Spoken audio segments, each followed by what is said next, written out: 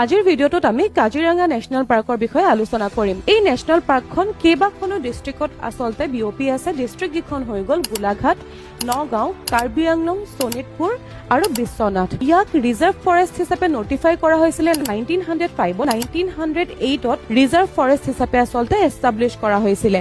1960ত declare কৰা হৈছিলে game sanctuary হিচাপে, 1950ত ৱাইল্ড লাইফ চেঞ্চুৰী, 1974ত নেশ্যনেল পাৰ্ক, 1985ত ইউনেস্কো ৱৰ্ল্ড হেৰিটেজ সাইট আৰু 2006ত ডিক্লেয়াৰ কৰা হৈছিলে টাইগাৰ ৰিজাৰ্ভ হিচাপে। এতিয়া আমি এই নেশ্যনেল পাৰ্কখনৰ 5টা ৰেঞ্জৰ বিষয়ে জানি লওঁ। Agoratoli eastern range, Kohrra central range, বাগৰি ৱেষ্টাৰ্ণ ৰেঞ্জ, ঘোঁৰাকাটি বুঢ়াপাহাৰ ৰেঞ্জ আৰু বিশ্বনাথ নৰ্দাৰ্ণ ৰেঞ্জ।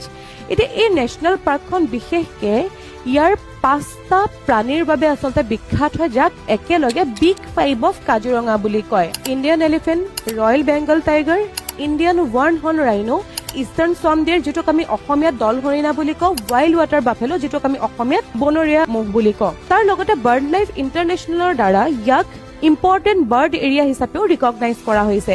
ইয়াত প্ৰায় 495 প্ৰজাতিৰ থলুৱা আৰু পৰিভ্ৰমী চৰাই পোৱা যায়। 2025ৰ গ্লোবেল টাইগাৰ ডেত অসমৰ চিফ মিনিষ্টাৰে এনাউন্স কৰিছিলে যে গোটেই আমাৰ ভাৰতৰ ভিতৰতে আচলতে টাইগাৰ ডেন্সিটিৰ ক্ষেত্ৰত কাজিৰঙা নেশ্যনেল পাৰ্কখনৰ ৰেংক হৈছে 3rd।